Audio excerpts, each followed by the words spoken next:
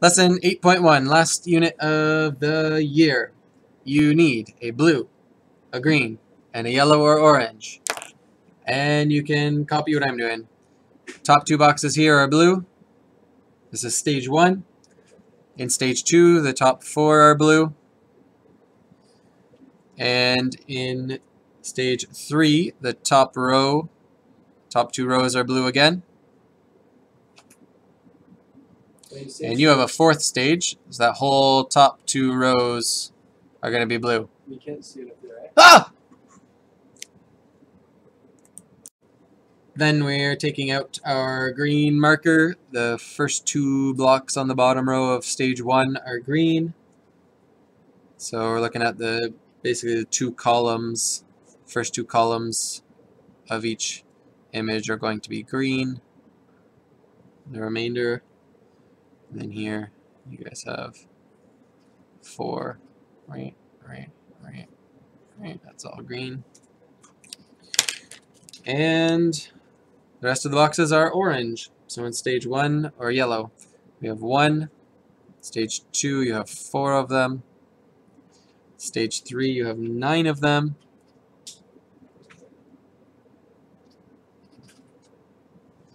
And in stage 4, you have 16 of them.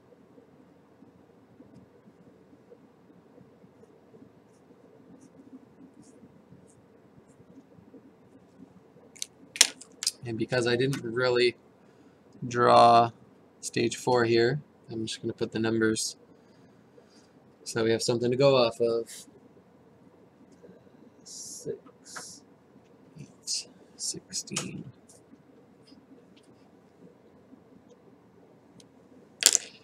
And then we're going to fill out this information in the table below, and what we're going to find out is that there are actually 3 different functions represented here. And the diagrams actually represent the sum of those functions. So in stage 1, we've got our blue tiles, our green tiles, and our yellow tiles, which in my case are orange. Basically, we're just going to get a count of those in stage 1. So in stage 1, how many blues? 2. Greens? 2. Yellows. Stage 2, how many blues? 4. Greens? 4. Yellows. 4. Stage 3, how many blues? 8. Greens? 6. Yellows. 9. Stage 4, how many blues? 16. How many greens? 8. How many yellows? 16. So now if we're going down in our table to the nth stage, basically what we would need to come up with is a formula for each group. Go ahead and try and fill in 3 formulas, which will involve the letter N.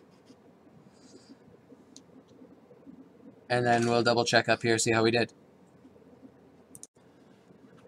Okay, so at the bottom, we have represented each color as a function or as a relation involving n. So you have 2 to the power of n represents the blues, going from 2 to the power of 1, 2 to the power of 2, 2 to the power of 3, 2 to the power of 4, and so on. And then the greens are 2 times n, so 2 times 1 is 2, 2 times 2 is 4, 2 times 3 is 6, 2 times 4 is 8.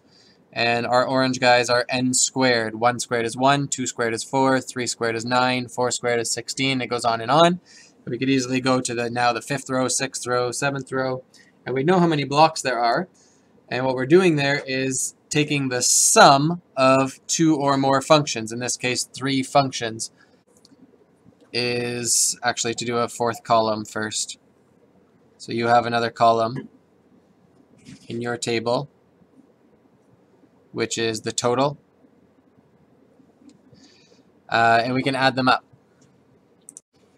So in stage 1, we've got 2 plus 2 plus 1, that's 5. In stage 2, we have 12. Stage 3, we have 14, 23. In stage 4, we have 32, 40. And so this is the sum of the three functions when n is 1.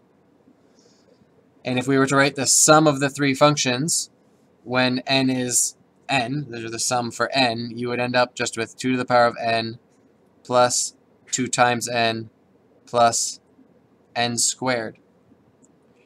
And what the superposition principle says is that you can find the sum of two or more functions by simply adding the y-coordinate of each function. So when you plug in x equals 1, in this function we got 2, in this function we got 2, in this function we got 1.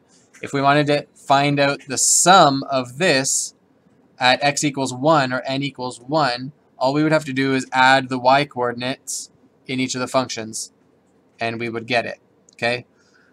So let's write that, and then we'll use it a little bit later on. Superposition principle states that the sum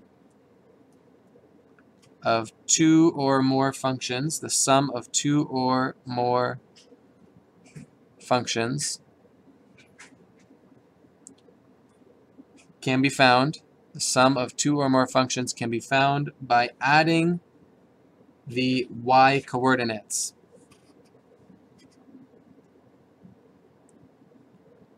By adding the y-coordinates at each value of x.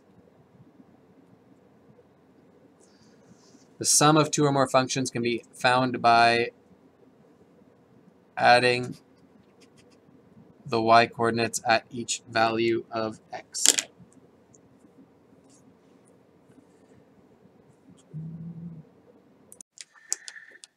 Okay, so in example 1, we're going to apply the superposition principle to a couple of fairly straightforward functions. In A, you're given determine an equation for the function h of x, which is equal to f of x plus g of x in each case. So there's going to be 2. We're going to do A and then a B. We'll do A first. Then we're going to graph h of x and then talk about domain and range for our new function, which is called a combined function. So in A, f of x is going to be x squared, and g of x is going to be 3. And we are asked to find h of x, which is f of x plus g of x. So we'll just write that. H of x equals f of x plus g of x. If we talk about what these given functions kind of look like, you know this is the basic quadratic function. Y equals x squared is going to be a parabola with its vertex at 0, 0. But then we're going to be adding the function g of x equals 3. Well, g of x equals 3 is a horizontal line at y equals 3. Okay? So what is it going to do to all of the points on g of x, on f of x? Is just going to bump everything up 3. So this one's going to be pretty straightforward. And when we're done, it's going to look like something very familiar to you anyway. But all we do is sub in what we know. F of x is x squared. We put that in. G of x is 3. We end up with x squared plus 3. Okay? Now, to do this graphically,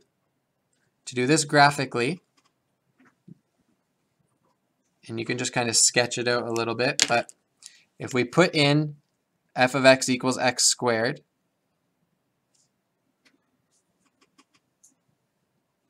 which looks something like that, and we put in g of x, which equals 3,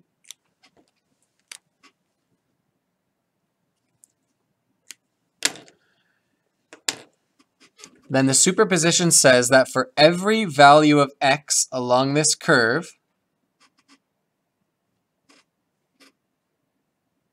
and really for any point along the x-axis, any value of x, I guess that's what that means. Basically what it means is we can track the value of f of x and g of x, and on our way up kind of add them together until we get a new point which will be on h of x. So what does that mean? Okay, well, let's say, my graph isn't great, but let's say you have a point here and a point here, and if you added those together, you'd get a point there. So that tells me that h of x is going to have a point there. What about this one? Right on x equals 0, or yeah, x equals 0. Well, f of x has a point at 0. G of x has a point at 3, so 0 plus 3 is 3. So that's where that point is going to be. And I'm going to move just to the right. If we've got this point here, which would be 2, 4, my drawing is not good. But if you had that there plus this here, you'd be up here. Okay? Basically, all we're doing in this situation is taking every point on the curve and bumping it up 3.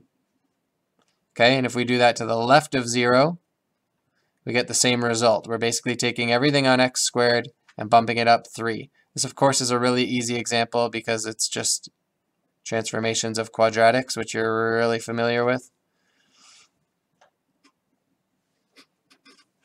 But also gives you an idea of how you could do this graphically if you had a proper graph drawn, which I don't.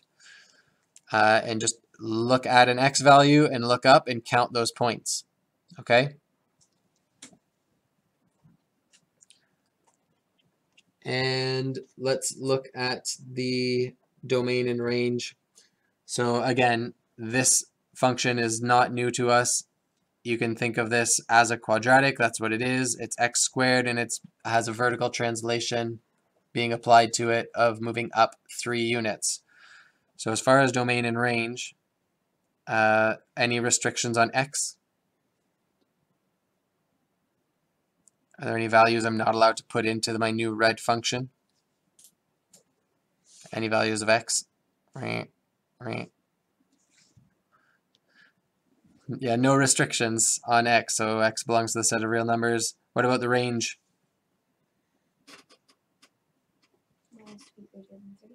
Y has to be greater than or equal to 3. Good. Okay. In B, it's a slightly different situation here. So our f of x is again going to be x squared, but the g of x that we're working with is going to be x. So essentially this is the line y equals x. H of x is f of x plus g of x. So we just sub those in. Our new function, our combined function h of x is x squared plus x.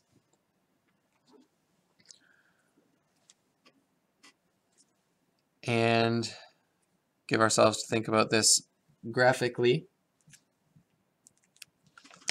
Again, we have x squared.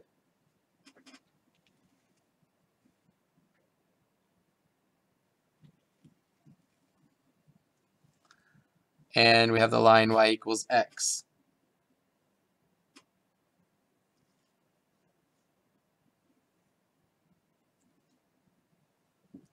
Okay, I could label each of these.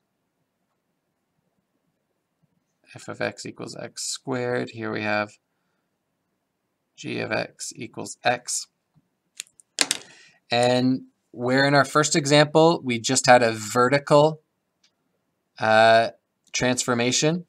This one can be thought as a variable vertical transformation because you're taking x squared and you're adding x. It's not going to change the shape of it, but all it's saying is that it depends on where you are, how much this thing goes up and down. It's a variable vertical translation.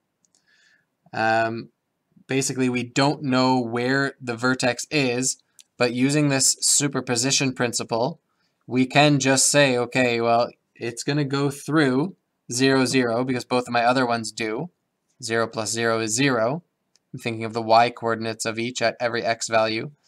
And then we can just start adding things. But if I move to the left of 0, then I actually have more at first, it's more negative than it is positive. This is a greater negative going down than it is positive. So I added those up, I'd actually be down here somewhere.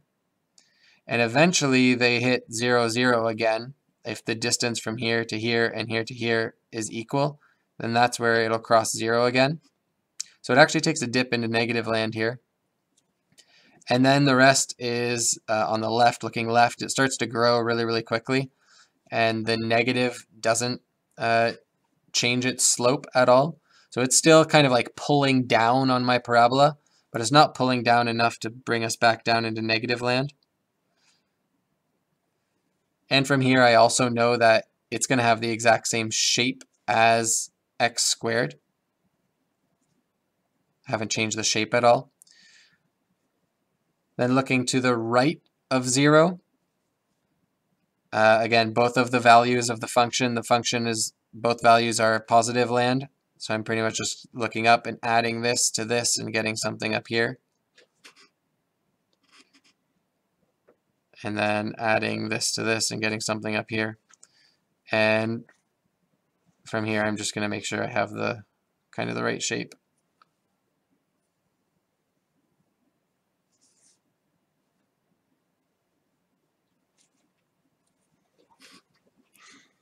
And that's y equals x squared plus x. Again, that's a variable vertical translation. Because quadratic equations in standard form can get away with x squared plus something x and then plus constant, would this still be a parabola? Like, could it still be equal on both sides? Yes, still symmetrical, yep. Any quadratic relation will create a parabola, and a parabola is symmetrical about the axis of symmetry. Adding to it. Yep, all that does is move it around a bit. And even if you changed the shape of it, you flip it upside down, you move it here, you move it there, as if it's a quadratic, it will form a symmetrical parabola every single time. Yeah. Okay, quickly, domain and range. There's no restrictions on x. And range. In order to get the range, we would have to know where the vertex is, find the minimum point, and it opens upward. So in order to do that, we can do it 2 different ways. Number 1, if you have a really good graph, you can look at the graph. But we don't have a good graph. So what I'm actually going to do is I'm going to factor this thing, find the x-intercepts that way, and then find the point that's right in between them, and then find the y value that goes with that x-coordinate, okay? Well, you know 0, 0 and negative 1, 0 are both true. So the average of that is negative 0.5. Yep, so that's a good way to think about it too. You know that 0 sets this equal to 0. If x was 0, then this whole thing would be 0. And if x was negative 1, this whole thing would be 0. And if you can't do that in your head, then you just quick factor it. Pull out the x, you get x plus 1. This tells you that your x-intercepts are at 0 and negative 1, which makes the x-coordinate of the vertex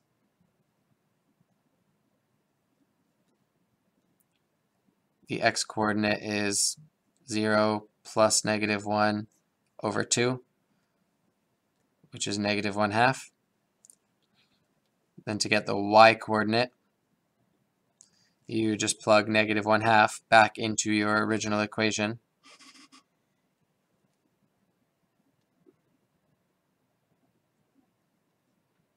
Which is negative 1/2 squared, which is positive 1/4.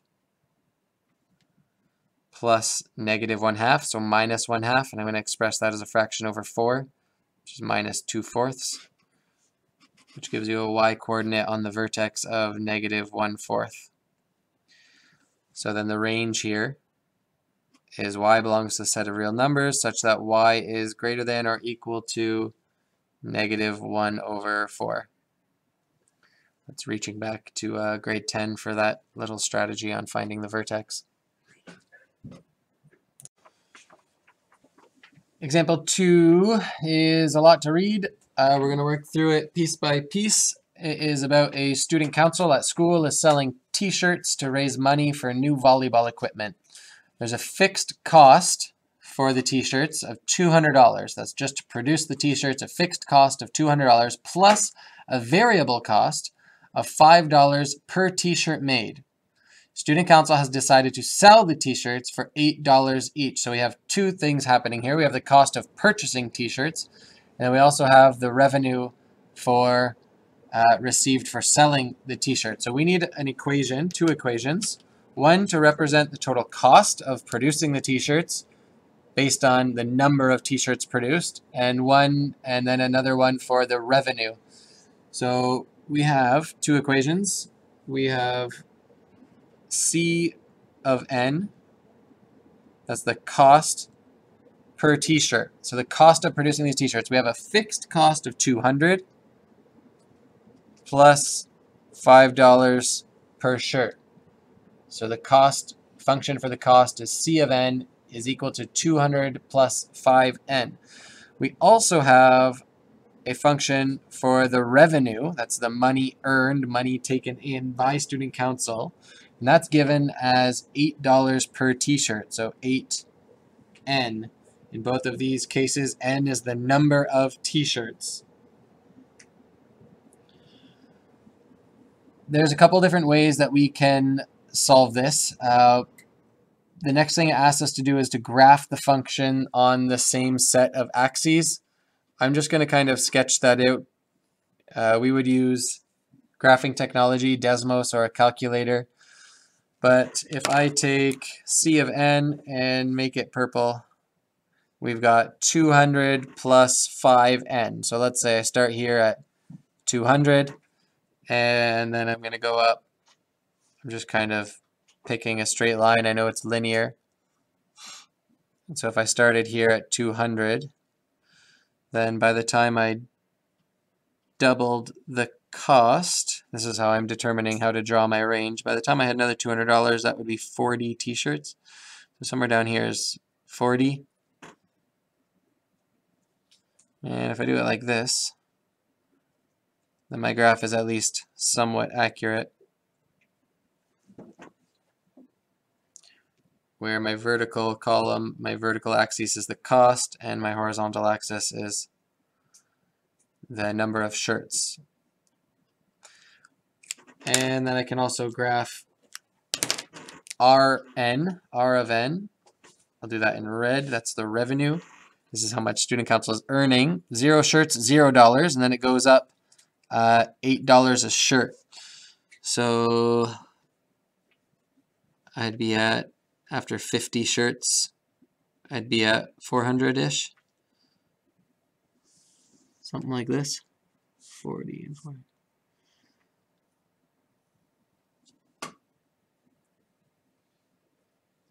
Again, ours is just a rough sketch. We're kind of pretending that we did it on a graphing calculator or something like that. But basically, our goal is to determine the point of intersection. So on your calculator or on your computer, it would do it for you automatically. But do you remember from grade 10 how to find the point of intersection? We make both functions equal each other. You can set them equal to each other. So there's only one place where the cost will equal the revenue, and it's right there where they share an n coordinate and a y coordinate, x and y coordinate, okay? So all we're doing is we're saying, okay, where does cost equal revenue? And we can make a little note of that in case we forget. These functions intersect where, and I'm going to go down to the next line, C of n equals R of n. From there, I can just plug in what I know. C of n is 200 plus 5n. R of n is 8n. And from there, I use basic algebra to figure this out. I'm going to subtract 5 n's from both sides. That's going to give me 200 equals 3n. Divide both sides by n. Sorry, divide both sides by 3. That's going to give me n equals 200 over 3. Now I need to be careful because that's going to give me a decimal if I work this out. And I can. That works out to 66 2/3. But since we're dealing with t-shirts sold, my domain does not include all real numbers. It includes all whole positive numbers. So it's not going to break even at 66, but rather at 67 t-shirts. That 67th t-shirt is going to allow me to break even. I know that's breaking even because that's where my revenue starts to be higher in value than my cost. So anything beyond 66, anything beyond 66 t-shirts, I'm starting to pull a profit. Okay. Graph the function on the same set of axes, identify the point of intersection, and explain the meaning of its coordinates. So this is the n coordinate. We would also need a money coordinate or a revenue coordinate to go with it. So I can find the other coordinate of this point by simply putting 200 over 3 back into either one of these equations. I'm going to put it in Rn. And I'm going to not find Rn, I'm going to find R of 200 over 3 to keep an exact value. So I just sub that in for n where I see it, and we end up with a value of 1600 over 3, or 533 and 1/3. And I'll put that in my chart, in my graph here, 533 and 1/3. Now, what does that mean? We already talked about the 66 a little bit, but what does that mean?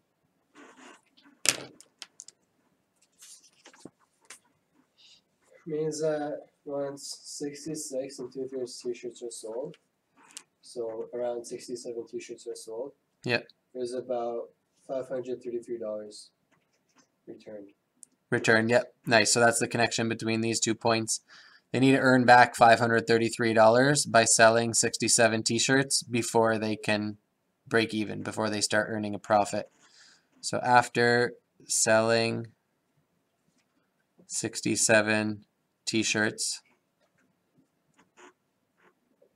and earning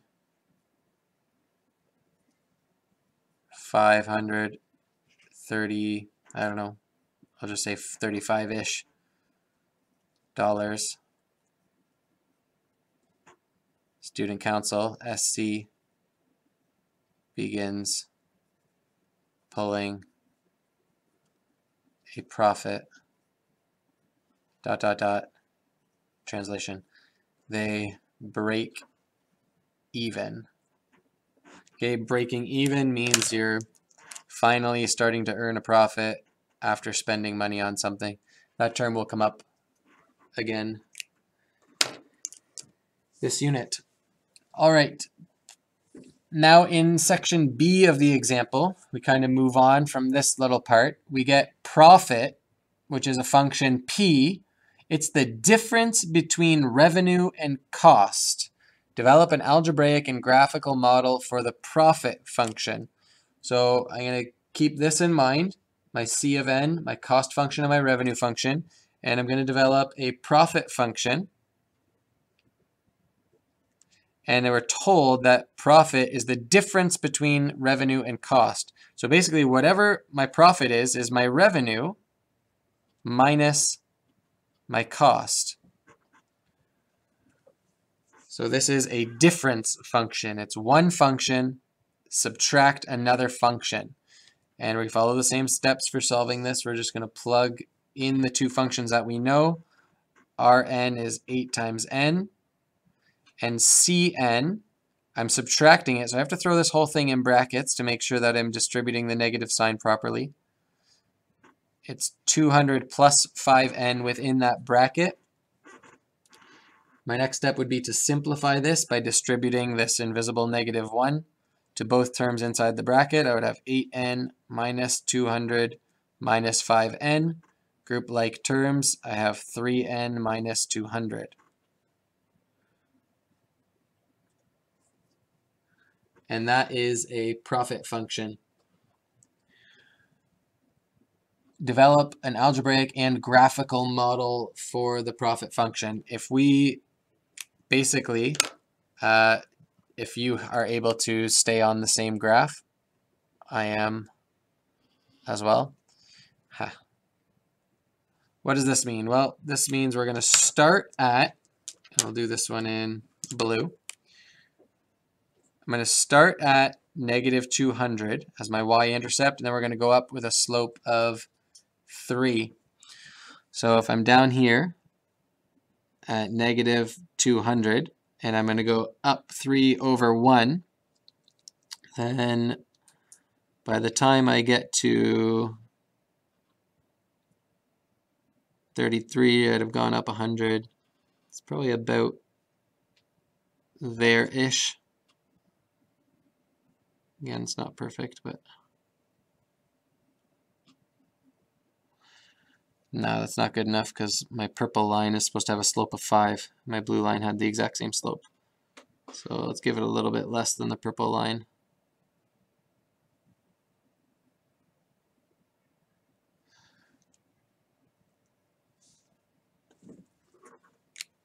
It's kind of awkward because it starts at negative 200 and it's positive.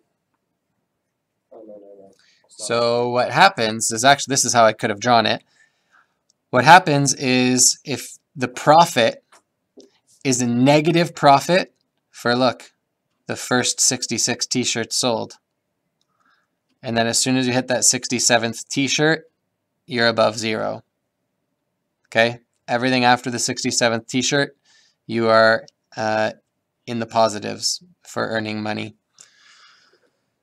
So you can see how clearly that our point of intersection between cost and revenue is the same place where our profit is going to hit the x-axis and cross over $0, 0 earnings.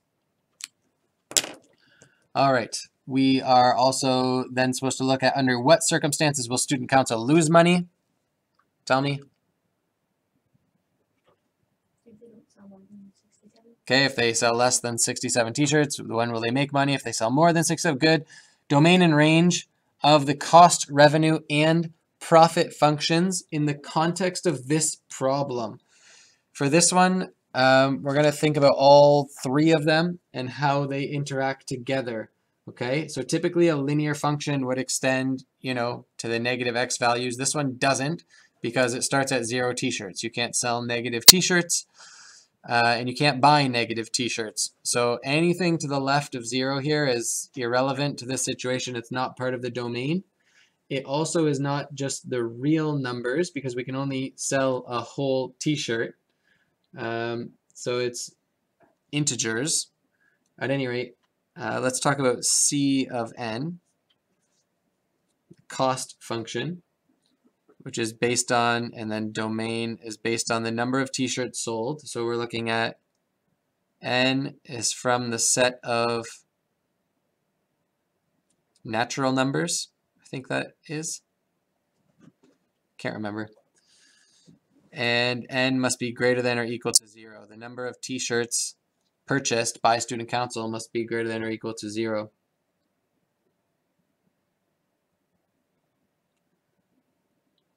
And if we talk about the range, the usable range in this case, the cost for them is going to be a minimum, looking at the purple one, is a minimum of $200. Okay? So if they don't make a deal with the publisher, they don't pay anything. But as soon as they make a deal and they start publishing, printing t-shirts, they're out $200. So their range is C, because we're in a cost function, belongs to, again, I think this is natural numbers, probably should look up that. And C is going to have a minimum of 200, so it's greater than or equal to 200. Revenue function, think through that one the same way. The least amount of money they can earn is $0. And the least number of t-shirts that they can sell is 0. So n, the number of t-shirts, is greater than or equal to 0. And then the revenue that they are taking in is also part of the integers because the value of selling a t-shirt is $8 per t-shirt. So t-shirts can only be whole numbers, and any whole number times 8 is going to be a whole number. And what is any restrictions on this one? Well, the revenue could be 0. If they don't sell any, they don't bring in any money. So, but it can't be less than that. So revenue is always going to be greater than 0.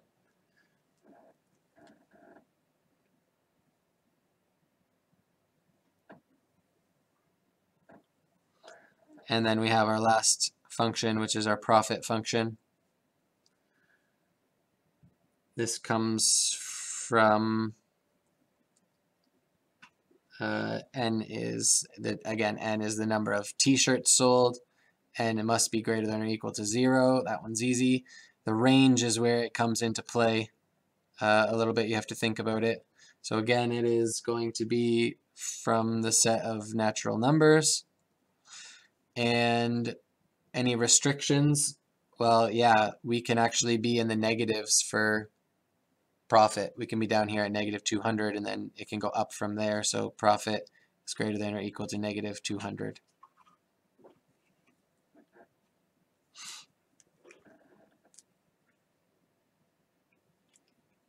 Sorry, Z stands for integer. So these are all integers. Integer values greater than 0. I think That just means there's no decimal, right? Yep. Whole numbers greater than 0. Greater than 0. Good. Again, quick recap.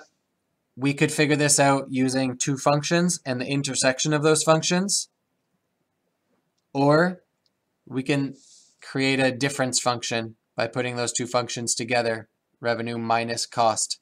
And we get the same information from the finding the point of intersection. We get how many t-shirts need to be sold before they break even. But if we combine the functions first and then graph it, we get that just right where they cross 0. And again, this is the superposition principle. We could take our r of n and subtract c of n. So here the value of r of n is 0. And if you subtract the value of c of n, which is 200, you get negative 200. Okay? And you can do that all the way along. You can take the value here minus the value here, gets 0, which is why we cross 0 at the same spot. If you take red here and you subtract purple, you can see you're going to be positive about that much. Okay? You can follow that concept all the way down. Practice problems come from page 424, number 1 through 12.